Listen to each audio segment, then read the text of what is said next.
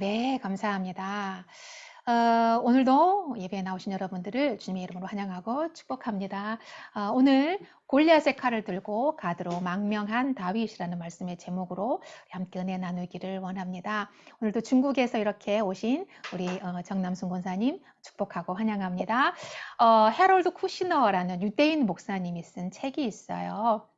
왜 선한 사람에게 나쁜 일이 생기는가라는 책이 있는데 이 목사님은 이제 선천적으로 조로증이라고 하는 장애를 가지고 태어난 아들을 양육하면서 하나님께 끊임없이 질문을 합니다. 나는 정말 하나님 말씀대로 바르게 살아보려고 노력하고 나는 착하게 살려고 하는데 믿음으로 살려고 했는데 왜 나에게 이런 고난이 찾아왔을까? 내 혼자의 힘으로 감당할 수 없는 이 고통을 왜 내가 이렇게 보면서 살아야 하는 것일까? 라는 질문을 가슴에 이제 끌어안고 이렇게 평생토록 오랜 시간을 씨름하면서 쓴 책이 바로 이 책이에요. 우리는 고난의 터널을 들어갈 때 이렇게 많이들 생각하고 또 하나님께 질문을 합니다. 하나님 왜 나에게 이런 고난을 주시나요? 왜 나에게만 이런 고난을 주십니까? 왜 이렇게 안 좋은 일이 계속 일어나는 겁니까? 하고 우리 하나님께 질문을 합니다. 근데 이제 고난을 바라보는 이 시각 그리고 해석하는 관점이 다 다르죠. 다윗은 고난당한 것이 내게 유익이었다. 그 고난으로 말미암아서 내가 주의 율례와 법도를 깨닫게 됐다라고 이제 고백을 하고 또 여러분 잘 아시는 욥은 내가 귀로만 듣던 하나님을 눈으로 보게 되었다라고 고백을 하는 것을 우리는 알고 있습니다. 그래서 우리가 이제 하나님 앞에 말을 할 때에 이런 말을 해야 됩니다. 하나님 왜 나에게 이런 고난을 주십니까? 라고 묻지 말고 하나님 왜 나에게 고난을 주시지 않습니까? 이렇게 물어야 됩니다. 왜냐하면 이건 역설이지만 고난이 없다라고 하는 것은 그냥 평안할 수는 있지만 고난이 없다라고 하는 것은 하나님이 나에게 관심이 없다라는 것과 같은 맥락이기 때문에 우리는 왜 하나님 나에게 이런 고난을 주십니까? 라고 말하기 이전에 하나님 왜 나에게 고난을 주시지 않습니까? 라고 묻는 것이 정말로 성숙한 신앙이고 오직 하나님만 바라보는 성도라고 할 수가 있습니다. 여러분 이제 다윗의 고난의 삶이 본격적으로 시작이 됩니다.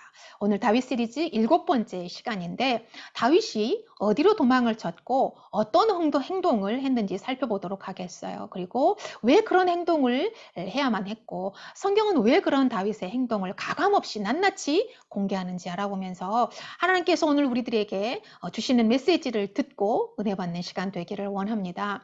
다윗은 이제 높 땅에 있는 제사장 아히멜렉에게 도망을 갑니다. 성소로 도망을 쳤다라는 이야기예요. 지금으로 말하면 교회로, 예배당으로 도망을 쳤다라는 말입니다. 아히멜렉은 다윗이 그냥 아주 헐레벌떡 숨가쁘게 들어오자 깜짝 놀라면서 두려워해요. 왜냐하면 사울이 다윗을 보는 즉시 발견하는 즉시 사살해라라는 명령을 내렸기 때문에 아히멜렉이 제사장도 다 알고 있었거든요. 그런데 다윗이 갑자기 성소 안으로 뛰어들어오니까 깜짝 놀란 거예요. 말하자면 지명수배자가 우리 집으로 뛰어들어온 거나 마찬가지인 거예요. 그러면 지명수배자를 내가 보호해주고 피신시키면 나까지 죽을 수 있는 거잖아요. 그래서 아히멜렉은 굉장히 두려워하고 놀랍니다. 자, 이때 다윗은 거짓말을 칩니다. 무슨 일이냐? 왜 네가 혼자 왔느냐라고 물어보니까 난 지금 사울 왕의 명령을 수행하는 중이다라고 거짓말을 칩니다. 그리고 너무나 배가 고파서 다윗은 아히멜렉에게 먹을 것 좀 달라고 부탁을 해요. 자, 그런데 아히멜렉이 대답을 해요. 일반적으로 우리가 먹을 수 있는 빵은 내게 없다. 그런데 하나님 앞에 제사를 드린 진설병만 지금 있다. 라고 이 얘기를 해요. 자, 우리가 이 말을 잘 들어봐야 돼요. 레위기 율법에 의하면은 이 거룩한 빵은 일반 백성은 절대로 먹으면 안 돼요. 제사장만 먹을 수 있는 진설병 빵 떡입니다. 그래서 다윗이 딱한 상황인 것을 보면 뭐라도 먹을 것을 줘야 되는 상황은 맞아요. 그런데 이 거룩한 빵을 주면은 율법을 어기는 상황이 되는 거예요. 그래서 아히멜렉은 굉장히 난처한 상황이 된 거죠. 아히멜렉은 고민을 해요. 이걸 줘야 되나 말아야 되나? 주면은 율법을 범하는 것이 되고, 안 주면 다윗이 배고파 죽을 수도 있고, 다윗 일행이 또 배고파 죽을 수도 있는데, 이 상황에서 지금 내가 무엇을 선택해야 되지? 굉장히 심각한 딜레마에 빠지게 된 거예요. 그런데 결론적으로 말씀을 드리면 아히멜렉이 다윗에게 빵을 줍니다. 자, 여러분, 성소 안에서 다윗은 거짓말을 하고 있고, 제사장은 율법을 범하는 행위를 하고 있어요. 자, 이것은 엄밀히 보면은 절대로 있어서는 안 될 일이고 해서도 안 될 일이죠. 그런데 버젓이 범죄를 저지르고 있는 거고 있고, 성경은 그것을 숨기지 않고 가감없이 공개를 하고 있습니다. 자, 우리는 교회 하면 거룩한 곳이고, 교회에서 계획하고 행하는 모든 일은 다 선하고 거룩하다고 생각합니다. 그리고 교회 안에는 천사처럼 진짜 아름답고 착한 사람들만 모였다고 생각을 해요. 특히 목회자와 사역자들은 가장 거룩하고 깨끗한 사람이라고 생각해요. 물론 그래야 맞습니다. 그런데 그렇지 않다는 거예요. 다윗은 성소 안에서 진선병을 달라고 하면 안 된다는 것을 알고 있었어요. 자신이 먹을 자격이 없다는 것도 알고 있었어요. 그런데 버젓이 달라고 요구하고 있어요. 또 사울왕의 명령을 수행하는 중이라고 거짓말을 했습니다. 왜 그랬을까요? 신앙인이고 영성가인 다윗도 연약한 인간이기 때문에 사울이라는 이 사람 막대기로 인해서 공감 때문에 두려워서 거짓말하고 또 배고파 죽을 것 같으니까 성소에 뛰어들어와 가지고 먹을 것을 달라고 요구할 수밖에 없었다라고 하는 거예요. 교회가 성스럽지 못하고 목회자가 거룩하지 못하고 죄를 지을 수도 있습니다. 그리고 성도가 죄를 짓고 뉴스에 나올 수도 있어요. 연약한 인간이기 때문에 그럴 수 있다는 거예요. 그렇다고 합리화해서는 안 된다라고 하는 거예요. 그러니까 더욱 조심해야 되고, 그러니까 더욱 죄와 싸워야 된다라고 하는 겁니다. 죄는 그 모양이라도 버려야 된다고 말씀을 했어요. 죄를 멀리하고 성경과 반대되는 자리는 가급적이면 피해야 되고, 우리가 신앙을 방해하는 직업이나 일은 아예 피하는 것이 상책이라고 하는 거예요. 여러분, 길을 가다가 웅덩이를 발견했어요? 그럼 어떻게 해야 됩니까? 돌아가야 되잖아요. 그죠? 나는 괜찮아. 난 웅덩이에 빠져도 괜찮아. 그러면서 웅덩이에 빠지는 사람인 바보죠. 자, 나는 죄를 이길 수 있어.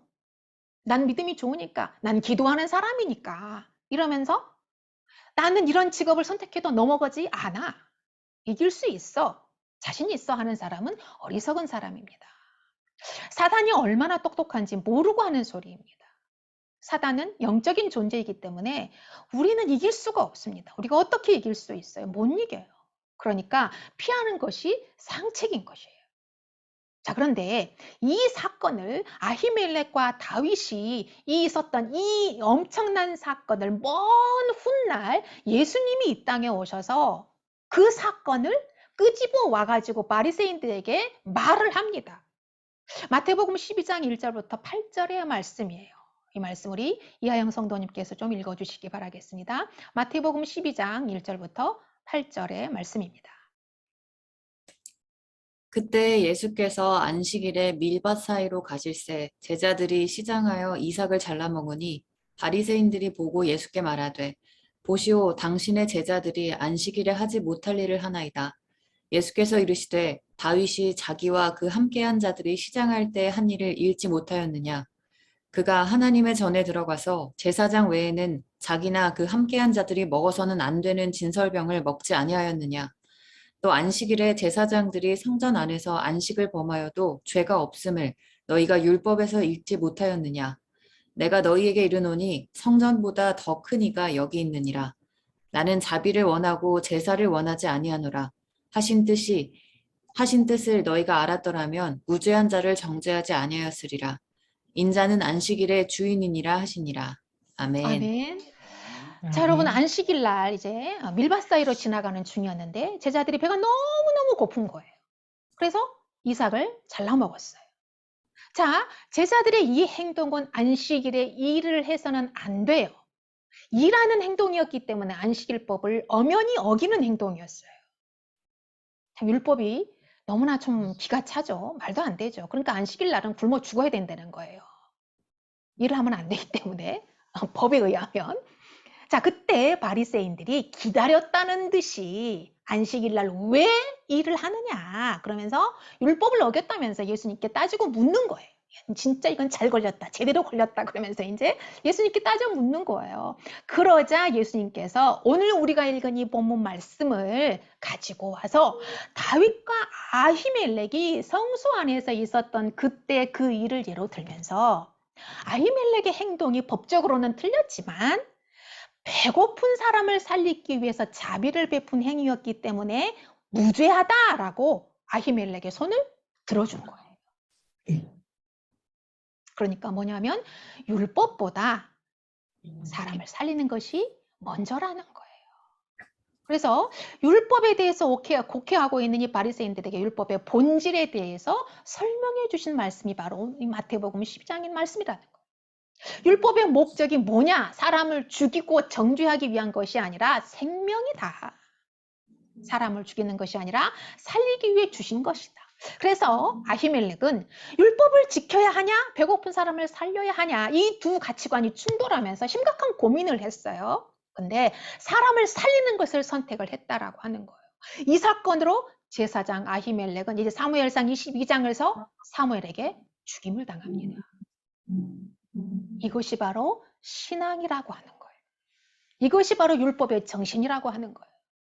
배고픈 사람이 죽어가는데 나 살자고 모른 척하고 눈 감고 있는 것이 아니라 내가 죽더라도 배고픈 사람을 살리는 것이 율법이고 기독교 정신이다라고 하는 거예요. 우리 교회는 세상의 가치관으로 볼 때 정말 작고 가난한 교회예요. 우리는 온라인 교회입니다. 온라인으로 예배를 드리고 있습니다.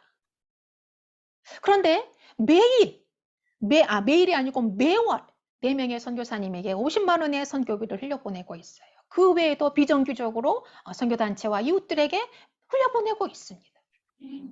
매월 빠듯한 살림을 하고 있지만 그래도 섬기고 흘려보낼 수 있어서 너무나 행복합니다. 이것이 바로 교회의 존재의 목적이에요. 이것이 바로 우리를 부르신 목적이다라고 하는 거예요. 나 혼자 구원받았으니까 할렐루야 그러면서 헬렐레 혼자 기쁨만 누리며 살아가는 것이 아니라 나를 왜 부르셨을까? 나를 왜 구원하셨을까? 나를 왜 교회의 일원으로 부르셨을까를 생각하면서 그 부르심이 합당한 삶을 살아가려고 하는 것이 그 부르심의 목적을 찾아가는 것이 성도의 의미이고 권리라고 하는 거예요.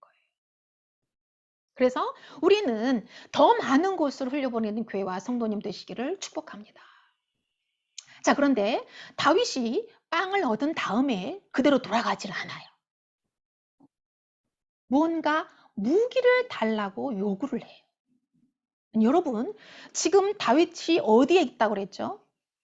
성소 안에 들어왔다라고 말씀을 드렸어요. 여러분, 성소 안에 무기가 있을까요? 칼이 있을까요? 창이 있을까요? 다윗이 성소 안에서 제사장에게 무기를 달라고 지금 요구를 하는 거예요. 그러자 아히멜렉이 이렇게 얘기를 해요. 9절에 보면 다윗이 아히멜렉이 이렇게 말합니다. 제사장이 이르되 네가 엘라 골짜기에서 죽인 블레셋 사람 골리앗의 칼이 보자기에 쌓여 에봇 뒤에 있으니 내가 그것을 가져가려거든 가지라. 여기는 그것밖에 다른 것이 없느니라 하는지라. 다윗이 이르되 그 같은 것이 또 없나니 내게 주소서 하더라. 누구의 칼이라고 말합니까? 네, 눈을 뜨세요. 주무시지 마세요. 네, 누구의 칼이라고 말합니까? 네가 엘라 골짜기에서 죽인 골리앗의 칼이다. 그럼 필요하면은 그 칼을 가져가라 라고 말을 하는 거예요. 그러자 다윗의 말이 기가 막히죠. 그만한 것이 또 어디 있겠습니까? 그것을 나에게 주세요. 이렇게 말하는 거예요.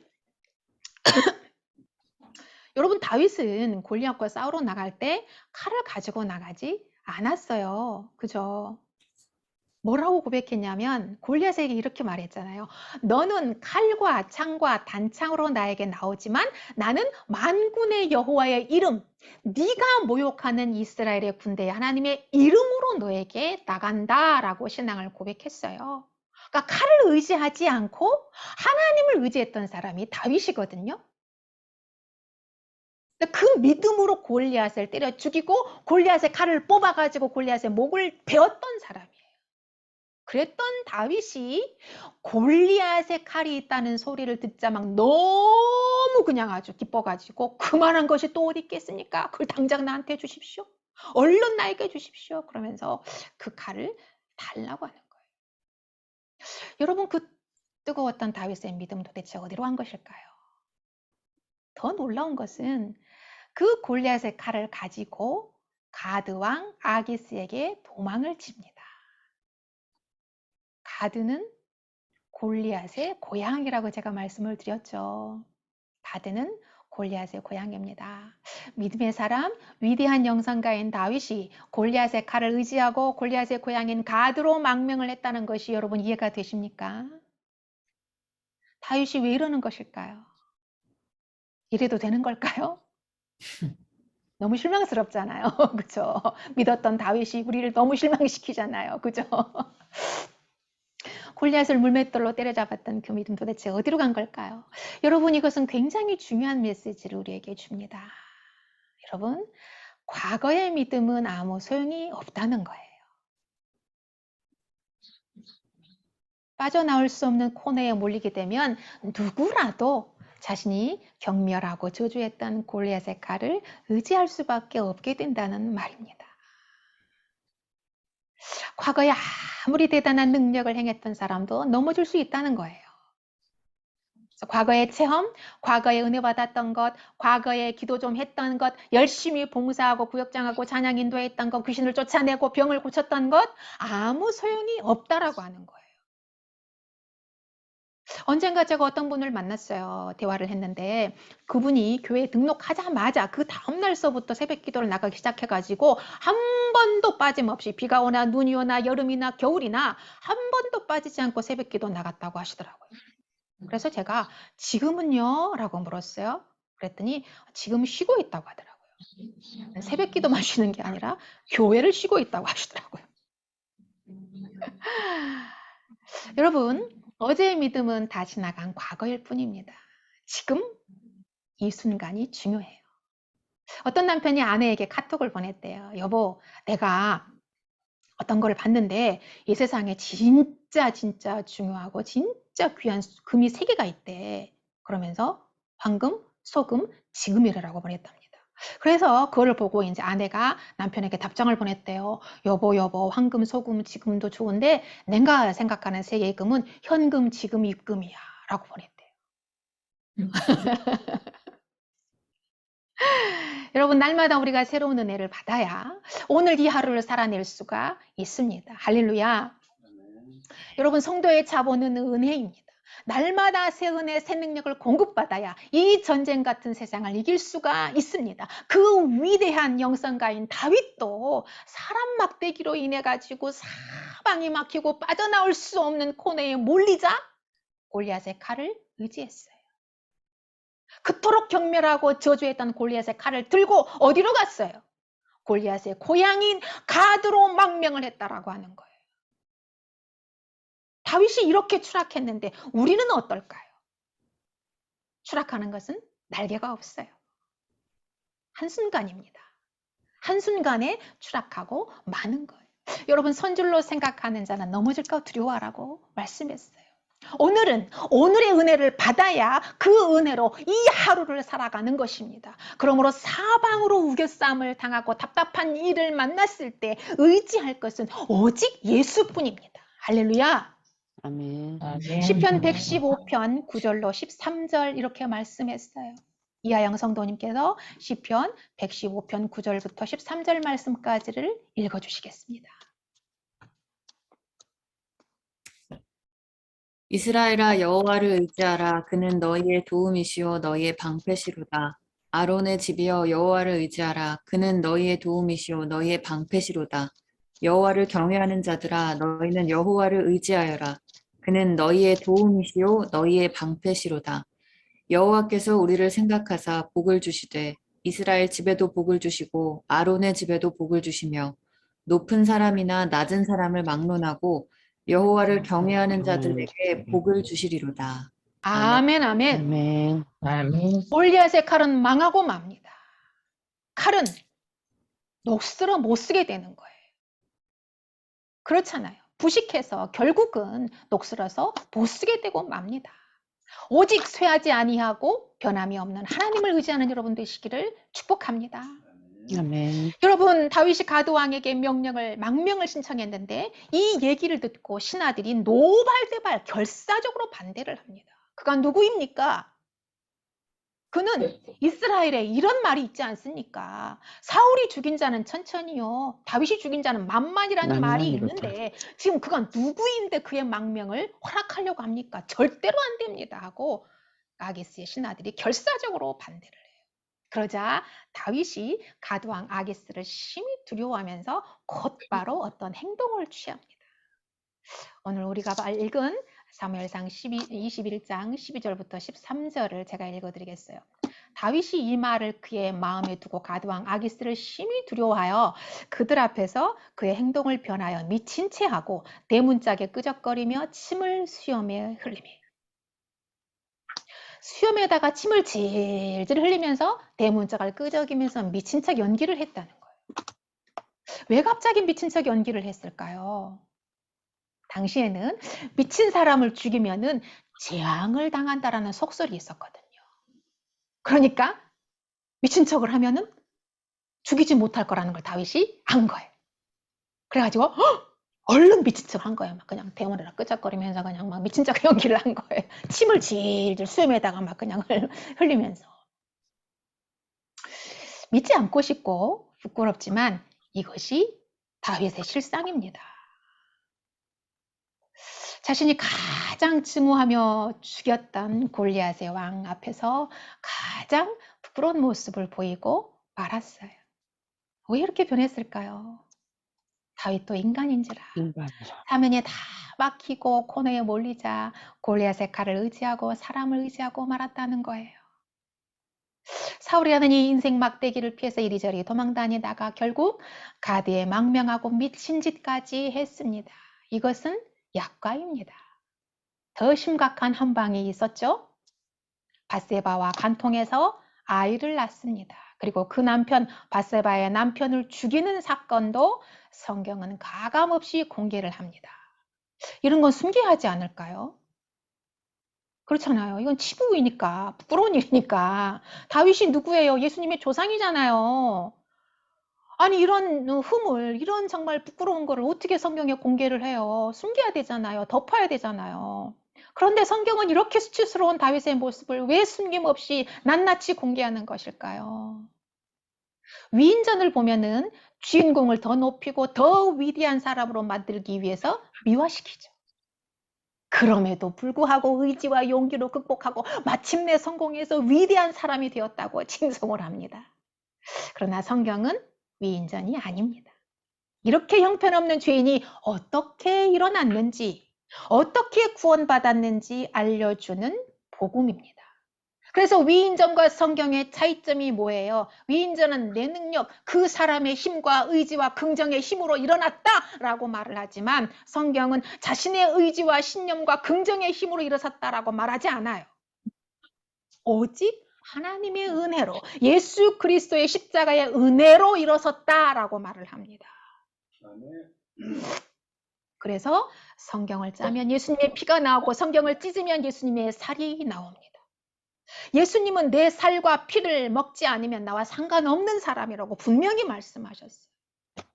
말씀을 먹으라는 말씀입니다. 성경을 읽으라는 말씀입니다. 그런데도 성경을 읽지 않고 말씀을 먹지 않는다면 심각한 질병에 걸린 것입니다. 여러분, 다윗과 우리는 연약한 피조물이고 불완전하고 그렇기 때문에 넘어질 수밖에 없어요. 넘어질 수도 있습니다. 넘어지는 순간에도 하나님이 함께 하셨다는 것이에요. 하나님께서 일으켜 세워주시고 씻어주시고 닦아주시고 옷 입혀주셔서 천국까지 데리고 가신다는 것입니다. 미친 척 연기하던 다윗도 가드왕 아기스에게 쫓겨납니다. 그리고 지은 시가 시편 34편이에요. 시편 34편은 이렇게 소개해요. 시편을 읽으면 그 옆에 그 시의 배경이 써 있거든요. 어떨 때 이 시를 썼다라고 배경이 나와요. 그런데 시편 34편을 소개하는 것을 보면 이렇게 돼 있어요. 다윗이 아비멜렉 앞에서 미친 채 하다가 쫓겨나서 지은 시라고 소개를 해요. 너무 직설적이죠. 그죠? 한 개도 숨기지 않고 미화하지도 않고 그냥 있는 그대로 소개를 해요. 그 상황에 시가 써졌을까요? 그 와중에 하나님께 감사할 수 있었을까요? 그럼에도 다윗은 하나님을 찾고 하나님께 감사했다는 것이 중요하다는 거예요. 다윗은 시편 34편에서 이렇게 신앙을 고백합니다. 4절부터 제가 읽어드리겠어요. 내가 여호와께 간구하며 내게 응답하시고 내 모든 두려움에서 나를 건지셨도다. 이 곤고한 자가 부르짖으며 여호와께서 들으시고 그의 모든 환난에서 구원하셨도다. 할렐루야. 아멘. 사울 왕이 두려워서 도망다니고 아기스 왕이 두려워서 미친 척 연기를 했어요. 그런데 그가 다윗을 죽이지 않고 살려보냈잖아요. 그러니까 자신의 미친 연기력으로 살아났다고 말하지 않아요. 내가 미친 척 연기했더니 아기스 왕이 나를 살려보내줬다라고 시를 쓰지 않았다는 거예요. 모든 환난에서 하나님이 구원하셨다라고 고백하면 모든 영광을 하나님께 돌리고 있습니다. 할렐루야. 아멘. 아멘. 8절은 이렇게 말해요. 시편 34편 8절에서 너희는 여호와의 선하심을 맛보아 알지어다. 그에게 피하는 자는 복이 있도다. 라마에 있는 선지학교로 도망갔어요. 안전하지 않았어요. 두 번째 높당으로 피했고 성소 안으로 도망쳤어요. 그럼 안전하지 않았어요. 이방 나라 가드에게 망명을 신청했어요. 안전하지 않았어요. 쫓겨났어요. 결국 이 땅에는 이 작은 몸 하나 피할 안전하고 영원한 쾌렌시아가 없다는 것을 온몸으로 깨닫게 된 것입니다. 그리고 고백합니다. 너희는 여호와의 선하심을 맛보아 알지어다. 그에게 피하는 자는 복이 있도다. 다윗의 시는 사색으로 쓴 시가 아니에요. 온몸으로 쓴 시입니다. 인생 막대기를 통해서 절망하고 아픔과 슬픔과 죽음의 위기를 겪고 난 뒤에 탄생한 시가 바로 다윗의 시예요. 그래서 우리가 시편 한 절 한 절을 읽을 때마다 마치 내 삶을 투영한 것 같은 공감대가 형성이 되는 거예요. 어쩜 내 삶을 여기에다 이렇게 써놨지? 어쩌면 내 마음을, 내 지금 이 형편을 이렇게 다윗이 마치 내 삶을 본 것처럼 이렇게 써놨지? 이렇게 공감대가 형성이 되고 한 절 한 절이 은혜가 되는 겁니다. 너무나 유명한 시편 23편에서는 다윗이 이렇게 고백을 해요. 여호와는 나의 목자시니 내게 부족함이 없도다 라고 고백을 합니다. 배고파 죽을 것 같아서 성소에 뛰어들어갔잖아요. 빵 좀 달라고 구걸했잖아요. 부족한 것 뿐이잖아요. 없는 것 뿐이잖아요. 그런데 어떻게 부족함이 없다고 고백을 해요? 역설적이잖아요. 삶으로 그것을 체험했기 때문에 이와 같은 진실한 고백이 나올 수 있었던 것입니다. 여러분, 신앙은 사색도 아니고 명상도 아닙니다. 스스로 사색하다가 깨닫게 되는 것은 신앙이 아니고 철학입니다. 성경으로 들어가야 됩니다. 성경을 묵상하다가 성령께서 알려주시는 것이 진짜 정답입니다. 여러분, 우리는 연약하니까 사람을 의지할 수도 있고 사람에게 도망치기도 하고 미국으로 이민을 갈 수도 있어요. 그러나 그것들이 우리의 진정한 쾌렌시아가 되지 못합니다. 십자가를 붙잡고 하나님을 의지할 때 하나님이 도피처가 되어주시고 영원한 안식처가 되어주실 것입니다. 믿습니까? 아멘. 아멘.